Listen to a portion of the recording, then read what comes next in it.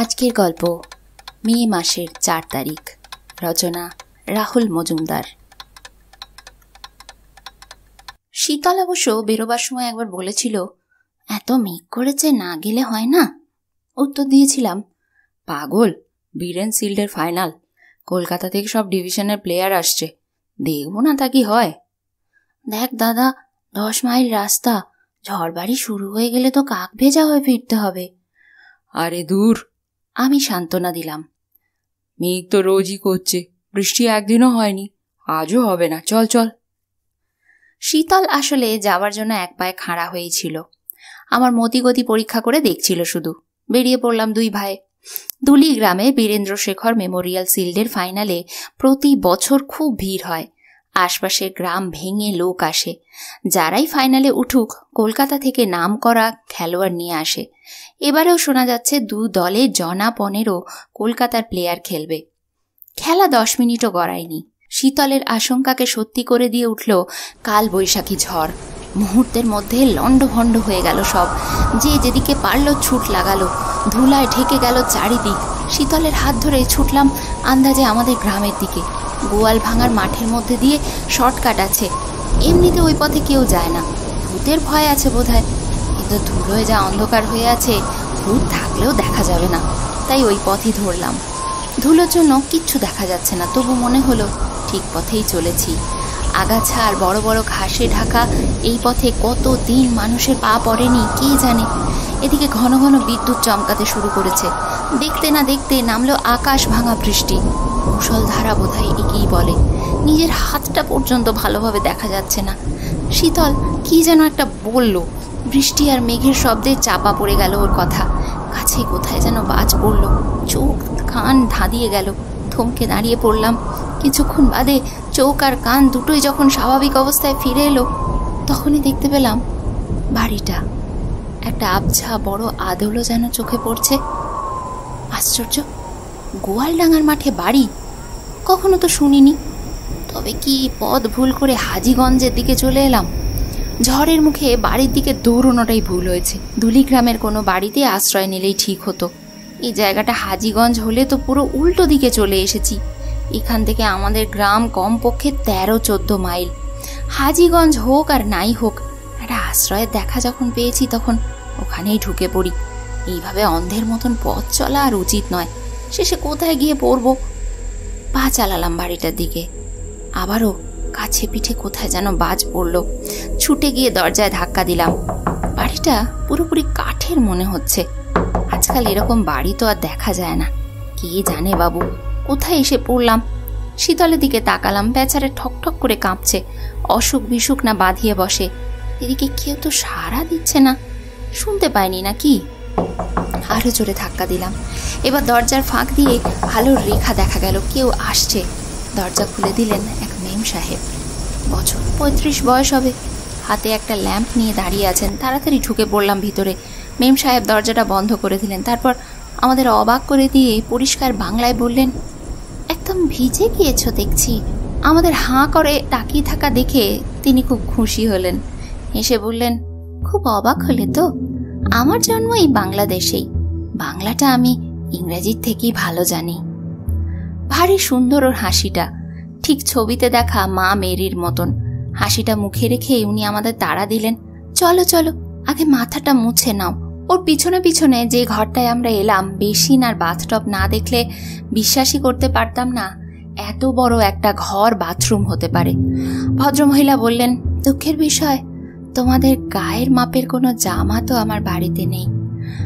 আমি বরং ফায়ার প্লেসে আগুন জ্বেলে দিচ্ছি, তাহলে তোমাদের জামা তাড়াতাড়ি শুকিয়ে যাবে। তোয়ালে বাথরুমেই ছিল। আমরা গা হাত পা মুছে ড্রয়িং রুমে এসে বসলাম। পুরনো আসবাবপত্রে বোঝাই বিশাল ঘরটা হাঁ করে দেখছিলাম। ভদ্রমহিলা ইতিমধ্যে ফায়ার প্লেসে আগুন জ্বালিয়ে দিয়েছেন। বললেন, বড্ড সেকেলে তাই না? হবেই তো, 100 বছরেরও বেশি বয়স এগুলোর। বাড়িটা তো আরো পুরনো। একটু চুপ করে থেকে বললেন, পিটারও তোমাদের বয়সী। পিটার? আমার ছেলে, কলকাতা স্কুলে পড়েই তো, নাকি পড়তো। আমি আসলে সবসময় সব কথা ঠিকঠাক বলতে পারি না। কোনটা যে হচ্ছে আর কোনটা যে হতো সেটা মাঝে মাঝেই গুলিয়ে যায়। হেনরির সাথে দেখা হলে তোমাদের খুব ভালো লাগবে, দারুণ মজার মানুষ, বাচ্চাদের খুব ভালোবাসে। হেনরি আমার স্বামী, আমার নাম মার্গারেট। দেখো, তোমাদের নামই তো জানা হয়নি, কি নাম তোমাদের? আমার নাম কাজল, আর এ আমার ভাই শীতল। কাজল আর শীতল, বাহ, দুটোই খুব ঠান্ডা আর মিষ্টি নাম। আচ্ছা কাজল, শীতল, তোমরা একটু বসো, চা বসিয়ে এসেছিলাম, এতক্ষণে হয়ে গেছে, নিয়ে আসি চাটা, তারপর চা খেতে খেতে গল্প করা যাবে।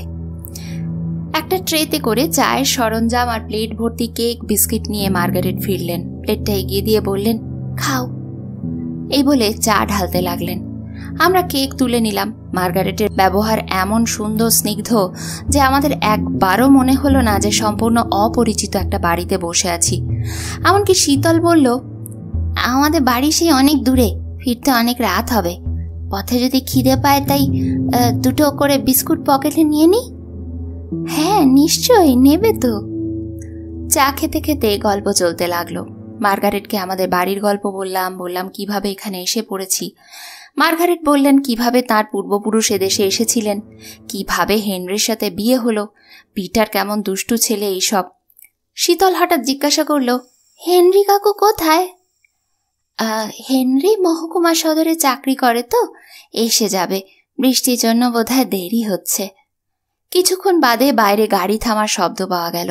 মার্গারেটের চোখ মুখ যেভাবে উজ্জ্বল হয়ে উঠল তাতে বোঝা গেল এই শব্দ ওর চেনা। দরজায় শব্দ হওয়ার আগেই উঠে গিয়ে দরজা খুলে দিলেন। মার্গারেটের সঙ্গে মাথার বড় টুপিটা খুলতে খুলতে যিনি ঢুকলেন বলে দেওয়ার দরকার হলো না, উনি হেনরি, মার্গারেটের স্বামী। পাক্কা 6 ফুট, মাথার চুল পাতলা হয়ে এসেছে, জুলফি দুটো ফর্সা গাল বেয়ে নেমে এসেছে চোয়াল পর্যন্ত, নীল চোখ দুটো ঝিকমিক করছে। ঘরে ঢুকেই আমাদের দেখে বললেন, আহা, হোয়াট এ সারপ্রাইজ, আমার ঘরে ডেপুটের আগমন। বলেই হাসতে হাসতে আমাদের গাল ধরে আদর করে দিলেন। লম্বা কোটটা খুলে মার্গারেটকে দিয়ে বসে পড়লেন সোফায়। চায়ের সরঞ্জাম দেখে বললেন, আহা, ঠিক ফ্যান্টাস্টিক, এই বর্ষায় চায়ের ন্যায় উত্তম আর কিছুই হইতে পারে না। এই বলে হাসতে হাসতে নিজের জন্য চা ঢালতে লাগলেন। এক মুহূর্তে আমাদের আপন হয়ে গেলেন হেনরি। আমাদের মনে হতে লাগলো মার্গারেট আর হেনরির মতো এত সুন্দর মানুষ আমরা কোথাও দেখিনি। হেনরি মজার মজার সব গল্প অনর্গল বলে যেতে লাগলেন, আর আমরা হেসে লুটোপুটি খেতে লাগলাম। সময় কেটে গেল হু হু করে। মার্গারেট হঠাৎ বললেন, বৃষ্টি কমেছে বটে, কিন্তু তোমরা এত রাত করে বাড়ি যাবে, তার চেয়ে বরং আজ এখানে থেকেই যাও, এই অন্ধকারে তোমাদের ছাড়তে পারবো না আমি। আমরা কোনো উত্তর দেওয়ার আগেই হেনরি লাফিয়ে উঠে বললেন, Oh my God, what's the date today, Margaret? চোখে মুখে তার উত্তেজনা। 4th of May বলেই চমকে উঠলেন মার্গারেট। মুখ রক্তহীন হয়ে গেল তার। এক্ষুনি বাড়ি যেতে হবে তোমাদের। আমরা হতভাগ হয়ে দাঁড়িয়ে রইলাম। হলো কি, এইমাত্র ওরা আমাদের থেকে যেতে বলছিলেন, আর এর মধ্যে কি এমন ঘটলো যে ওরা আমাদের এইভাবে তাড়িয়ে দিচ্ছেন? হেনরির দিকে তাকিয়ে দেখলাম 2 হাতে মুখ ঢেকে বসে আছে। মার্গারেট তখন আপন মনে বলে চলেছেন, আর আসার দিন পেলে না তোমরা? আজকের দিনে কেন এলে? কেন আজকে দিনে এলে কি হয়েছে? আমরা তো আর ইচ্ছে করে আসিনি, পথ ভুলে এসে পড়েছি, তাই বলে তাড়িয়ে দেবেন? তর্ক করো না, শিগগিরই বেরিয়ে যাও, 10:30 বাজে। হ্যাঁ, তো তাতে কি হয়েছে? কি হবে কি 10:30টায়? Don't argue you silly fools. Henry মুখ তুলে তাকালেন। ওর চোখ মুখ লাল হয়ে উঠেছে উত্তেজনায়। গো গো অ্যাওয়ে, চলিয়া যাও, ফর ক্রাইস্ট সেক গো। কিন্তু কেন? আমাদেরও তখন জেদ চেপে গিয়েছে। কেন বেরোবো এত রাত করে? 10:30টার সময় আমরা থাকলে কি হবে? হেনরি হঠাৎ উঠে গিয়ে ডান দিকের কোনায় রাখা টেবিলের ড্রয়ার থেকে একটা বিরাট পিস্তল তুলে নিলেন। তারপর আমাদের দিকে তাক করে বললেন, get out or I will kill you. আমি এত ভয় পেয়ে গেলাম যে পা দুটো পাথরের মতন ভারী মনে হতে লাগলো, নড়তে পারলাম না। শীতল কাঁদতে শুরু করলো। মার্গারেট এসে আমাদের সামনে হাঁটু গেড়ে বসে পড়লেন, চোখে তার জল। শোনো কাজল, 10:30টার সময় এখানে থাকলে তোমরা ধ্বংস হয়ে যাবে, যেমন হয়েছিলাম আমরা। আজ থেকে 90 বছর আগে মে মাসের 4 তারিখে 10:30টায় বাজ পড়ে এই বাড়িটা ধ্বংস হয়ে যায়। হ্যাঁ, আমরা শুদ্ধ। পিটার কলকাতায় ছিল বলে বেঁচে যায়। শুনলে? যাও, এবার পালাও। 10:30 বাজে, এক্ষুনি আবার সেই ভয়ঙ্কর ঘটনাটা ঘটবে। এটা প্রতি বছরই ঘটে। একরকম ধাক্কা মেরেই মার্গারেট আমাদের বাড়ির বাইরে বার করে দিলেন। ছিটকে পড়লাম আমরা। দরজা বন্ধ করবার আগে শুনতে পেলাম দেওয়াল ঘড়িতে ঢং করে 10:30 বাজলো। আর সঙ্গে সঙ্গে আকাশ ছিঁড়ে নেমে এলো চোখ ধাঁধানো নীলচে আলোর রেখা, আছড়ে পড়ল বাড়িটার ওপর। এরপর একটা বিরাট কান ফাটানো আওয়াজ ছাড়া আর কিচ্ছু মনে নেই। জ্ঞান যখন ফিরল তখন আকাশ ফর্সা, ভোর হচ্ছে। গোয়ালডাঙ্গার মাঠের মধ্যে পড়ে আছি আমরা 2 ভাই। সর্বাঙ্গে প্রচণ্ড ব্যথা, শীতলে উঠেছে, পেটে প্রচণ্ড খিদে। উঠে বসে চারদিক দেখতে লাগলাম। কোথাও কোনো বাড়ি নেই, গত 90 বছর ধরেই নেই। চোখ বুঝতেই ভেসে উঠল 2টো মুখ, একটা মার্গারেটের, অন্যটা হেনরির। এই নে। শীতল তার পকেট থেকে একটা বিস্কুট বের করে আমার দিকে এগিয়ে দিল। হাতে নিয়ে নাম পড়ে বুঝলাম এই বিস্কুট আর এখন আমাদের দেশে পাওয়া যায় না। আমাদের বাড়িতে একটা বহুকালের পুরনো টিন আছে এই বিস্কুটের। কোম্পানির নাম হান্টলি পামার। দুজনে 2টো বিস্কুট চিবোতে চিবোতে উঠে পড়লাম। বন্ধুরা, আজ তোমাদের পড়ে শোনালাম মে মাসের 4 তারিখ। রচনা রাহুল মজুমদার। যদি গল্পটা তোমাদের ভালো লেগে থাকে একটা লাইক করে দিও, বন্ধুদের সঙ্গে শেয়ার করো। এই চ্যানেলে প্রথমবার যারা আসছো চ্যানেলটাকে সাবস্ক্রাইব করে রেখো। সবাই ভালো থেকো, আনন্দে থেকো। গল্প দিদি এরকমই কোনো গল্প নিয়ে ফিরে আসবে খুব তাড়াতাড়ি।